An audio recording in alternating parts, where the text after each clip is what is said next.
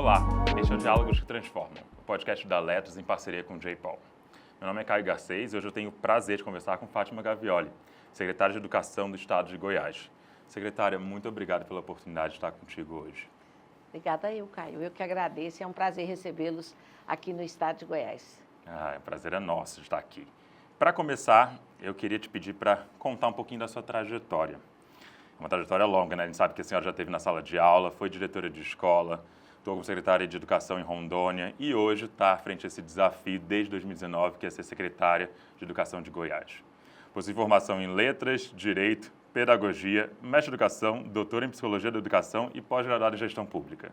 Ou seja, um grande currículo. Me conta como toda essa experiência tão diversificada te ajuda a construir a sua visão de educação e a orientar as políticas que têm transformado a rede estadual de Goiás. Olha, eu considero que tudo isso que você acabou de ler, por exemplo, fazer o concurso para professora, mas já tinha sido professora contrato, então eu tinha experiência de ser um professor emergencial, aí depois passa no concurso, vai ser um professor efetivo. Como que funciona essa questão do concurso? Bom, quem assume vai para os distritos, vai para os lugares mais distantes e os que ficam e que já têm um certo tempo na casa vêm para mais próximo. Aí depois, lá nesse distrito onde eu estava dando aula, eu percebi que minhas crianças não aprendiam língua portuguesa de jeito nenhum. Ensinava e não aprendi. Na época falava 5º ao 8º ano, chamava de ginásio, né? Uhum. Então essas crianças não aprendiam. Eu fui ver, os pais deles trabalhavam nas serrarias lá em Rondônia, né?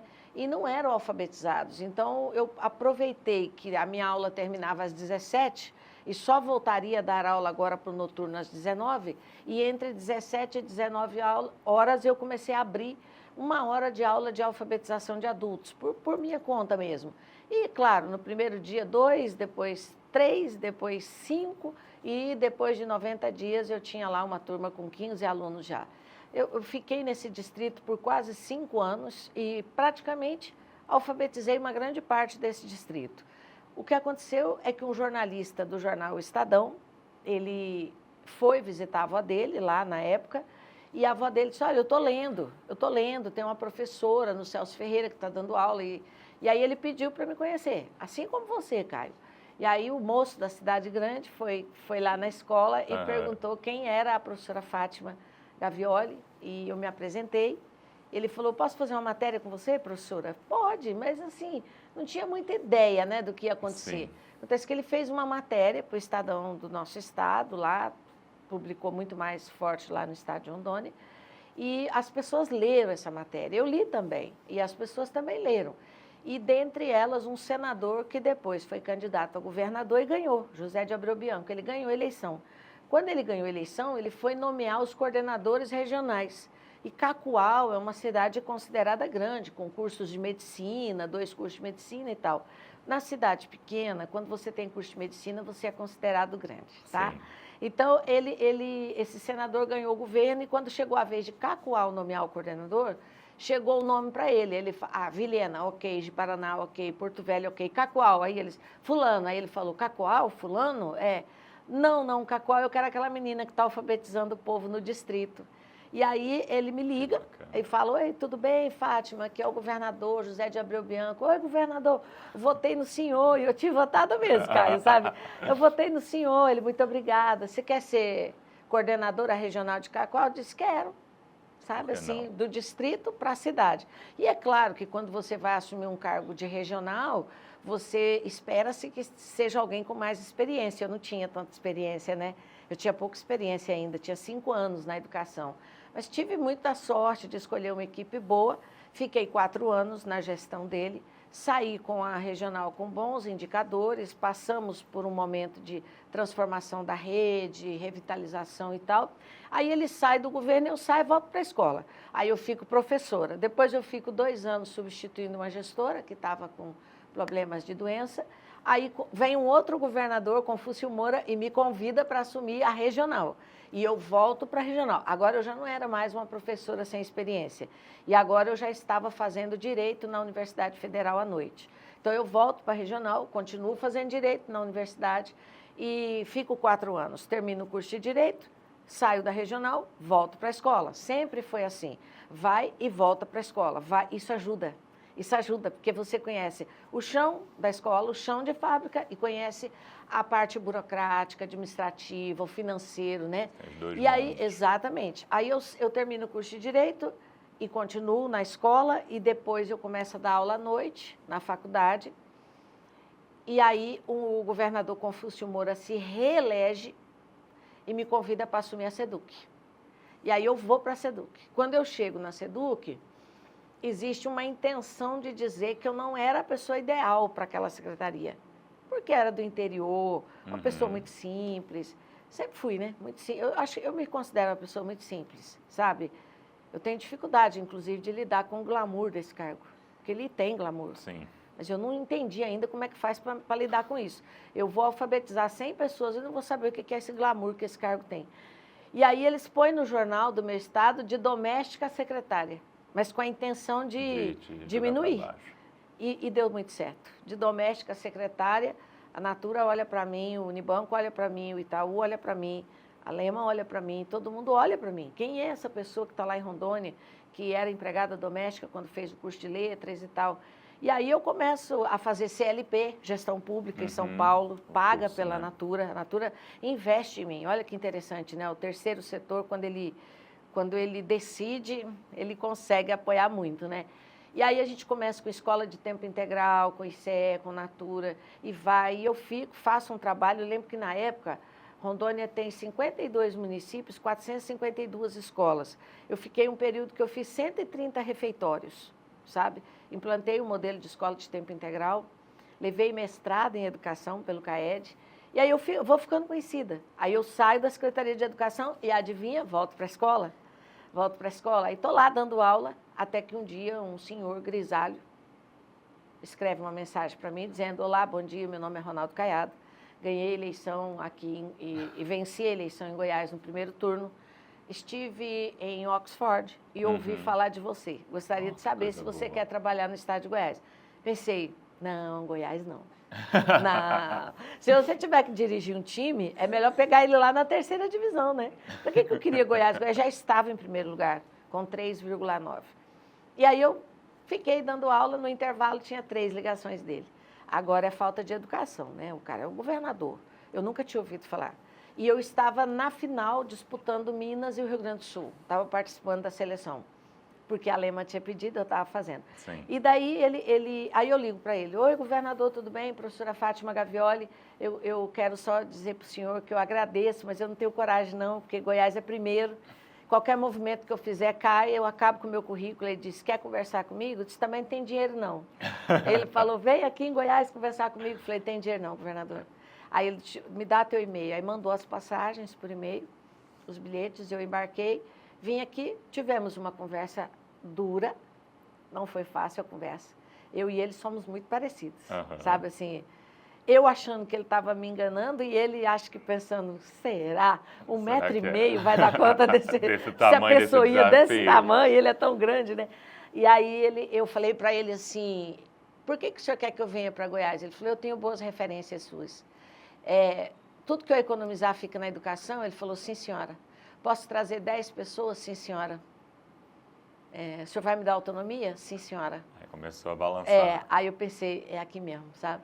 E aí eu assumo, e novamente, debaixo de muita agressão verbal, nem eu sei te explicar o que eu passei em Goiás, sabe? Foi muito forte. Primeiro, pelo meu jeito brejeiro mesmo, e Goiás é um estado muito rico, então isso pesou um pouco. Depois, por eu ser do norte do Brasil e estar vindo dirigir o Centro-Oeste. Depois, porque Goiás tem tanta gente boa, né? Tanto doutor, pós-doutor, gente assim. Eu confesso que teve uma hora que até eu duvidei, sabe? Falei assim: será mesmo, meu Deus? Será Deus, né? Que isso vai dar certo? Sim. Mas aí eu decidi trabalhar. Muito. Perseverou. Muito, muito, muito, muito, muito. Estou dando essa entrevista para você hoje. Hoje eu já inaugurei 2 colégios. Hoje? Hoje. Já fiz 4 reuniões, todas no interior. Eu já fiz uma reunião aqui no gabinete, já fiz uma segunda e agora estou dando entrevista. Não tenho ideia de que horas vai acabar hoje. Então eu decidi trabalhar muito, muito, muito. E novamente lá vem meus amigos. Unibanco, Itaú, Lehman, sabe, Sebrae, tanta gente boa, meu Deus. Não posso nem ficar falando não, senão vou esquecer, né? Natura. sonho grande. E aí acaba que as coisas foram acontecendo, de 3,9 fomos para 4,4, de 4,4 para 4,8, e a meta desse ano é extremamente ousada, 5,1. Se nós batermos essa meta esse ano, aí em algum lugar desse país alguém conseguiu ensinar 51% do conteúdo para as crianças, né? No ensino médio. Mas a luta é grande. A luta é grande, mas dá para ver que tem resultado, né? Tem a gente tido. vê Tem tido resultados. Goiás tem se consolidado, como a senhora já falou, já vinha de um lugar muito bom, mas tem se consolidado cada vez mais como uma referência nacional em educação em diferentes temáticas, né? Da alfabetização, Exato. Como você falou do IDEB, algumas outras avaliações externas. Queria até te pedir para contar um pouquinho, pensando na rede, quais são os desafios que essa rede tem e quais são os resultados que mais te orgulham. A gente falou um pouquinho do IDEB, obviamente, sim. Esse daí é o principal, imagino. Mas o que mais que você vê de desafio? O resultado do IDEB, ele nos orgulha, porque, na verdade, quando você olha para a régua, ela vai até 10. Hoje a gente está em 4,8, a gente não chegou nem nos 50%, né? Mas isso faz a gente comemorar. Mesmo assim, a gente comemora, né? Afinal de contas, os professores trabalham demais, a equipe gestora, administrativa, todo mundo trabalha muito, os técnicos das regionais, da SEDUC. O que mais me orgulha hoje, de verdade mesmo, é ter terminado todas as obras paralisadas desse estado. Teve uma escola que eu inaugurei em Rio Verde, chama Cunha Bastos. Ela tinha 14 anos, estava paralisada. E ela está lá, bonitona, sabe? Acho que ter terminado 62 obras paralisadas foi um espetáculo nessa gestão, né? Mas orgulho pedagógico é o alfa mais. Sair de 53% e chegar em 72,8% como nós estamos hoje. Mas tem um orgulho dessa semana. Qual é o orgulho dessa semana? O orgulho dessa semana é a Quest. Porque Conta assim, mais. O que eu imagino que esteja acontecendo? Quando você é o primeiro lugar do Brasil, as pessoas olham para você e às vezes por maldade, às vezes intencionalmente, dizem assim, esse resultado deve ser fabricado. Uhum. Tem gente que pensa assim. Tem gente que não leva em consideração as horas e horas que nós trabalhamos por isso, né? Estudantes, professores e tudo. Mas a Quest é a opinião popular. Então, se nós fôssemos o primeiro lugar no Brasil nos resultados e a Quest não nos desse esse resultado, não estava estranho? Sim. Mas aí a Quest saiu semana passada, o nosso governador de novo em primeiro lugar no Brasil com 88% de aceitação. E adivinha qual é a educação na Quest que é mais bem avaliada pela população? É de Goiás, com 71%. 71% das pessoas ouvidas na Quest aprovam a educação do governador Ronaldo Caiado. Então, quer dizer que está dando certo. De um lado, a parte científica, teórica das avaliações, e do outro, a opinião popular. Então, aquele trabalho que está sendo feito aqui está chegando dentro da casa deles, dos alunos. Que maravilhoso. Bom demais. Isso deixa a gente feliz, né? Que bom, vale a pena o trabalho depois de tanto esforço, né? Uma coisa que me chamou muita atenção, secretária, vendo todo, né, pesquisando sobre Goiás e pesquisando sobre o seu trabalho, a gente tem visto um trabalho muito forte na gestão por resultados, no uso de dados. Né? A gente viu a utilização da ferramenta do BI educacional para monitorar os indicadores. Então, tem uma base científica, tem número, tem um esforço grande por trás. Eu queria te perguntar um pouco de como esse modelo de gestão, orientado por evidência, orientado por dados, tem ajudado nesses resultados, como tem ajudado a engajar os gestores, as escolas e quais mudanças práticas que também ele trouxe para o acompanhamento da aprendizagem na Secretaria de Goiás. Em primeiro lugar, eu sou uma pessoa muito ligada a dados.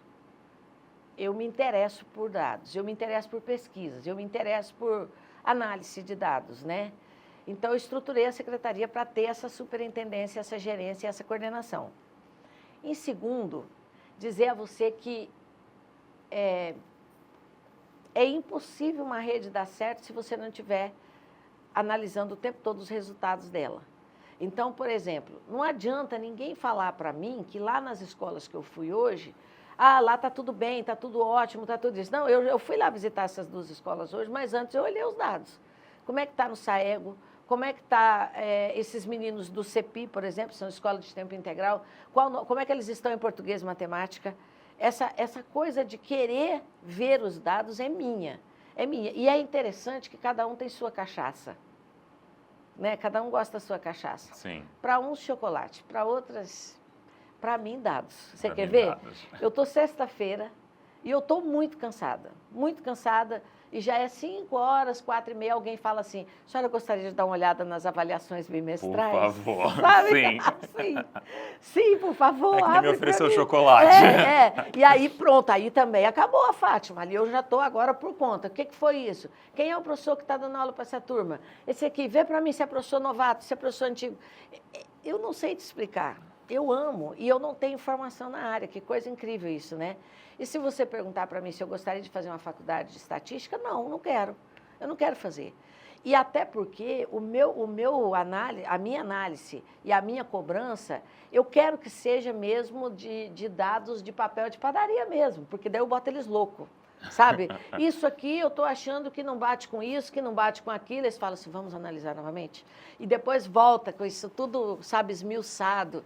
Essa rede, hoje, ela tem uma equipe que não faz nada por osmose, que tudo tem que ser por dados mesmo. Não adianta falar para mim que lá no município tal a gente precisa implantar tal modalidade. Eu sei o que está acontecendo lá através da análise das avaliações, sabe? E eu adoro isso, eu gosto disso. E eu tenho um grupo de pessoas que trabalham comigo que coadunam desse desejo também, sabe? Eu não tenho problema com análise de dados quando eles não estão bons para nós. Mas aí eu dou um prazo para a gente mudar isso. Sim. Ah, mas eu dou. Tipo assim, matrículas de pretos e pardos na rede. Olha, Goiás está em 18º lugar. Nós temos 1 ano para chegar em 5º. É 1 ano que eu estou dando aqui para chegar em 5º. Então, agora eu vou montar estratégia. Aí monta estratégia, planejamento. E aí, no próximo ano, lá estamos nós, 3º lugar entre as matrículas de pardos e pretos. Porque, assim, o aluno não se autodeclara se ele não sentir confiança. Exato. Ele tem que estar confiante para ele dizer qual a sua raça, qual a sua cor. Ele, preto, pardo. Então, a rede precisa passar essa confiança. E aí começa seminários, congressos, palestras sobre equidade racial e principalmente sobre inclusão, respeitando a diversidade. Goiás não tinha isso não, tá? Goiás não tinha isso não. Goiás não conseguia debater isso. Mas hoje eles já estão preparados para esse debate. E o resultado está aí. E o resultado está aí. Queria te perguntar, secretária, acho que você falou rapidamente também sobre os professores, né, como eles trabalham, e tem uma perguntinha sobre formação de professores. A gente sabe que a sua gestão tem investido fortemente na formação continuada, entendendo como um pilar para o avanço da aprendizagem, como a gente também acredita, e também alimenta essas práticas pedagógicas para o plano de metas, para as definições de objetivos que a senhora traz. Queria te perguntar um pouco de como tem sido essa formação, como a senhora enxerga a importância da formação de professores e como que quais indicadores e resultados recentes você pode trazer que mostram o impacto desse investimento, o impacto desse esforço. Isso. Pergunta muito boa. Em 2019, quando eu cheguei em Goiás, eu perguntei assim, qual é o grande trunfo de vocês aqui? E eles responderam, material estruturado. A gente manda um material estruturado e os professores trabalham esse material estruturado e ele tem todas as questões e os itens que caem nas provas, nas avaliações. E a formação? Formação Goiás não tem. Então, dali nasce a vontade de criar um centro de pesquisa e formação de professores. E aí nasce o CEPFOR. Ele nasce mesmo. Hoje eu tenho a política de formação de professores aprovada na Assembleia Legislativa, o documento, o meu documento de política de formação e tem a prática. Sabe, realmente a gente resgatou a formação de professores. Existe um material estruturado, que hoje ele tem o nome de Revisa Goiás, foi depois da pandemia que ele nasceu, mas o material estruturado sem formação não é nada. E formação tem 2 tipos que a gente já sabe que ela é fracassada. A formação que você põe 1000 pessoas no auditório, e muitas pessoas falam, ou uma pessoa fala por mais de 2 horas, e você sabe que é difícil comprovar que depois de 30 minutos alguém preste atenção em alguma coisa. Então, essa formação é fracassada. Sim. Você pode fazer isso quando você quer levar uma ideia de conscientização, de reflexão, você pode fazer. Mas ela, para formação mesmo, para a prática, ela não funciona. E a outra é quando você chama para dar a formação pessoas que não pisam na sala de aula há mais de 20 anos. Aí você pega uma pessoa que há 20 anos não sabe o que é uma sala de aula e leva ela para dar formação. Então, a nossa formação, eu creio nela, porque ela é uma formação em pares. O que é uma formação em pares? O meu melhor professor de português da regional de Quirinópolis é o formador dos professores de português de Quirinópolis. É sempre o melhor professor de matemática ou de português que dá formação para os colegas deles. Ou seja, esse professor, ele tem a metade da carga horária dele em sala de aula e a metade da carga horária dele formando professores. Ele não perde o contato com a sala, com os alunos. Ele não vai perder a raiz, sabe? Não existe possibilidade de alguém entender da educação não estando dentro da educação. É só isso que eu te falo. Queria muito trazer uma coisa que me chamou muita atenção. Acho que toda a sua trajetória acadêmica, eu vi seu Lattes e vi que tinha muito a temática de inclusão. Isso. Queria te perguntar um pouquinho sobre a sua visão de inclusão e como tem refletido aqui na Secretaria de Goiás. Hoje em dia, quando você fala em inclusão, as pessoas já vêm logo falando das pessoas com deficiência, né? A inclusão da pessoa com deficiência. Mas inclusão não é só isso, não. A palavra inclusão é trazer para dentro quem está fora. E fora está o menino e a menina que não se encaixa no modelo que nós temos hoje como maioria ainda, que é o modelo, por exemplo, que só tem homens e mulheres. Quando você tem uma orientação sexual, questão do gênero, ela está excluído. Então, não estou respeitando a inclusão. Quando você tem uma escola que ela ensina muito bem para o menino classe média, para o menino branco, para o menino que tem um material sem uma mancha de barro, de tinta, um menino que o pai deixa na porta da escola. Eu quero saber como é que você inclui aquele menino pobre que mora a 80 quilômetros do colégio, pega um ônibus 4 horas da manhã para chegar na escola às 7. Então, a gente vem tratando dessa inclusão de verdade mesmo, sabe? Não é incluir só a pessoa com deficiência, ela também. Mas e daí? Sabe, a pessoa hoje, um grande problema que eu tenho dentro das escolas hoje, por exemplo, é a obesidade. Você sabia disso? Nós não temos sequer carteiras para uma criança obesa se sentar. Eu estive numa escola semana passada e, a hora que eu cheguei, eu vi que tinha uma criança obesa. Na primeira fila, eu pensei, meu Deus, tomara que eu esteja comprando carteiras já no tamanho dessas crianças. E aí fiquei feliz, porque na hora que ele foi sentar, você viu, né? Ele já tinha a carteira dele pronta para ele. Mas também tem a pessoa que é muito magra, que é muito alta, pessoas muito altas, sabe? E tudo isso coloca você hoje na posição do bullying. E aí, quando você tem o bullying, você tem crime. Quando você tem bullying e tem crime, você não tem aprendizagem. E eu venho lutando com tudo isso. O mundo mudou, né? O mundo mudou. A escola, ela tem que ser escola inclusiva para todos e todos mesmo. E a gente não pode subestimar uma pessoa por causa da roupa dela. Foi por isso que uma das primeiras coisas que o governador me pediu quando eu cheguei aqui foi assim, é possível fazer uniforme? Aí eu falei para ele, governador, o senhor quer fazer uniforme em que sentido? É o uniforme da militarização? O que é? Ele falou, não, é porque ontem mesmo eu vi um menino com uma calça na canela e ele falou para mim que a mãe dele não tem dinheiro para comprar uma calça, então ele não vai mais vir para a escola porque ele não tem roupa. Aí eu disse, tá, então o senhor tá autorizado a pensar no uniforme. E a gente fez calça, bermuda, short, saia, jaqueta, fez tudo para esses meninos. Hoje, você olha para as crianças do estado de Goiás, você vê equidade. Equidade. Você coloca 5 alunos meus aqui e você diz assim, aponta para mim qual deles o pai tem mais dinheiro. Você não vai saber nunca. Eles estão todos iguaizinhos e eles se sentem bem com isso, sabe? Então, para mim, inclusão é igualdade de oportunidades, trazer quem está dentro para fora e, principalmente, respeitar as pessoas, independente de cor, raça, clero, orientação sexual, tudo isso. Maravilhoso, maravilhoso. Tenho mais 2 perguntas no bate-bola, porque eu queria muito que a senhora falasse um pouquinho sobre a visão de tecnologia. Eu fiquei muito impressionado pelo NetEscola. Não sei se fala NetEscola mais. Nós estamos concorrendo um prêmio hoje. Isso do Google, não é? É hoje não, né? Mas eu vi que era... Estamos lá lutando para vencer o prêmio. Vamos ganhar, trazer para Goiás.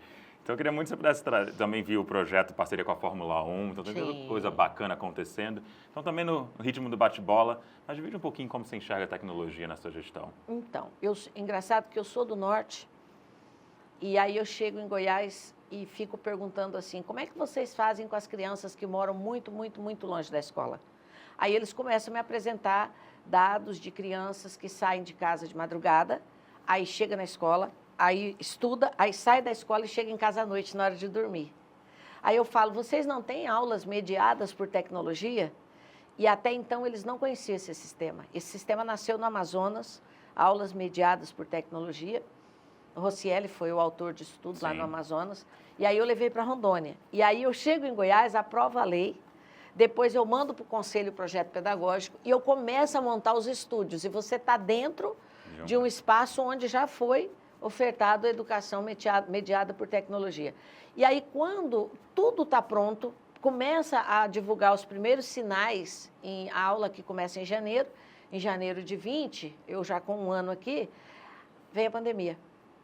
E aí, ao invés de dar aulas do estúdio para quem estava vivendo muito longe da escola, porque daí você abre a aula e esse professor, mestre, doutor, está dando aula aqui, tem uma professora lá que faz a mediação, e lá tem 2, 3, 4 alunos. Eu tenho casos que tem sala que tem um aluno na mediação tecnológica. E aí, quando eu abro esse sinal em janeiro, em março vem a pandemia. Adivinha, o sinal foi para todo mundo. Aí todos os alunos de Goiás começaram a receber aulas mediadas por tecnologia. Eu não sei se você vai conseguir, Caio, mas se vocês pudessem conhecer o Centro de Mídias da Educação de Goiás, eu tenho para mim que vocês iam ficar muito apaixonados. Eu não tenho dúvida. Ele fica fora daqui, é o Centro de Mídias, ele tem aula manhã, tarde e noite. Os professores são todos professores show. E adivinha quem ficou em primeiro lugar no IDEB, no último IDEB? O Goiás Tech. Então, eu sou muito ligada à tecnologia. Mas aí veio o Goiás Tech, mediado por tecnologia. Dentro da pandemia, a nossa própria equipe de TI cria o NetEscola. Aí, com o NetEscola, vem o Ser Goiás, que são aulas de 6º ao 9º ano, agora já está no 1º também, que é justamente aquele professor que de última hora faltou. Então, você tem 2 opções, deixar o aluno correndo e atrapalhando todas as aulas, ou mandar para casa sem o pai estar em casa. E aí, no trajeto, aconteceu alguma coisa, sabe, uma tragédia. Então, o NetEscola é isso. Faltou o professor de ciência, abre a aula de ciência aqui, que está tendo aula de ciência. Então, ele não perde aula, não tem mais como perder aula. A gente precisa evoluir nesse sentido. Aí, depois, nós pudemos contar aí também com o circuito de gestão do Unibanco, que tem um trabalho todo monitorado. Mais tarde, graças a Deus, agora já sobrou um dinheirinho, consegui me conveniar com a Letros. E ela foi, assim, eu fui com o pé atrás, assim, com a Letros, porque quando a gente está comprando o sistema, eu tenho medo. Sabe, você está comprando aquele BI, comprando aquele sistema, comprando aquela fórmula ali, eu tenho um pouco de medo. Quando a Letros chegou, os professores, meu Deus, que delícia! Porque ele faz, com inteligência artificial, ele faz a correção da redação. E ele atribui uma nota, e além disso, ele atribui a nota e ele diz assim, neste parágrafo você usou essa palavra, deveria usar tal. Ele faz uma sugestão. Então, ele é um sucesso, hoje também, que está dentro da nossa rede, né? É o caçula da rede. Nós não somos muito de comprar as coisas, não. Nós somos mais de fazer os nossos próprios sistemas e manuais aqui dentro. Mas eu confesso a você que eu estou com uma esperança danada de que depois de quase 500 anos, Goiás vai ter uma redação nota 1000 no Enem.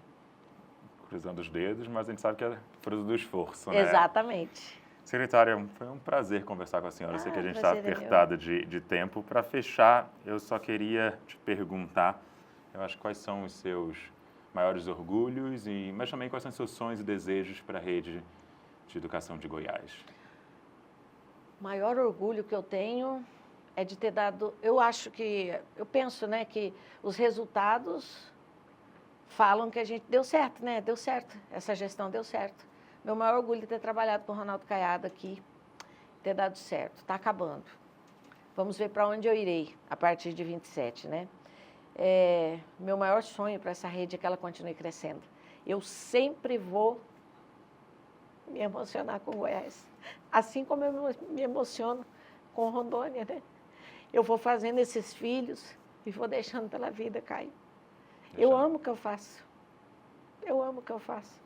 Né, Zezé? Gostaria de agradecer a presença da nossa convidada, a secretária Fátima Gavioli, que é secretária de Educação de Goiás.